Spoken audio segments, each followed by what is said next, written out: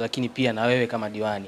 Lakini huko mtandaoni na mtaani kuna kauli ambayo inazungumza no reform, no election. Wengine wanasema Oktoba tunatiki. Sasa unazizungumziaje hizi kauli na unazionaje? Je, zinatishia udiwani wako? Mara nyingi sana tunatakiwa kwenda field na sio kwenye mitandao. Wewe unafahamu mitandao ya kijamii, mtu mmoja lakini anaweza kazoa taharuki kubwa sana. Kwa hivyo mara nyingi sisi tunaangalia kwenye field kule mtaani, maana mimi naenda nyumba kwa nyumba, mtaa kwa mtaa, nakutana na watu mbalimbali. Kwa hivyo nasikiliza kauli mbiu kubwa ambayo inaendelea kwenye mitaa ni tunatiki Oktoba. Hiyo no reform, kuna baadhi wanasema there is election.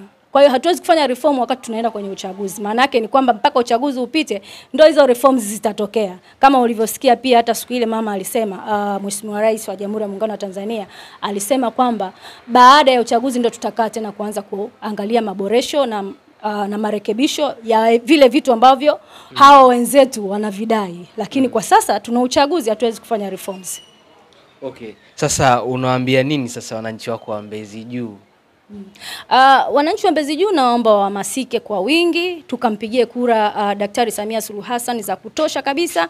Unajua kwamba kwenye kata yetu sisi tumejiandikisha watu 39,400 na kitu. Means kwamba katika uchaguzi huu ninavyopita hata nyumba kwa nyumba ninahamasisha kwamba wananchi wajitokeze kwa wingi, tukamchague Daktari Samia Suluhu Hassan kwa kura za 90%, maana yake kwenye 36,000 hivi.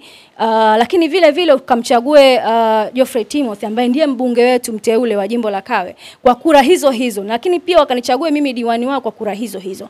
Na huwa natoa mfano na waambiaga wana Mbezi Juu kwamba siku zote hata nyumba haijengwi kwa siku moja. Nyumba inakuwa na taratibu zake za ujenzi. Kwa hivyo hata maendeleo pia hayawezi kuja hata kwa mara moja.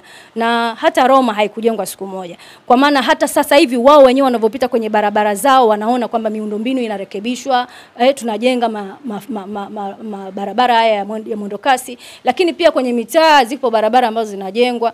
Hatuwezi kumaliza changamoto kwa mara moja. Hata angetokea nani asingeweza kumaliza changamoto kwa mara moja. Kwa hivyo tunaenda kwa hatua.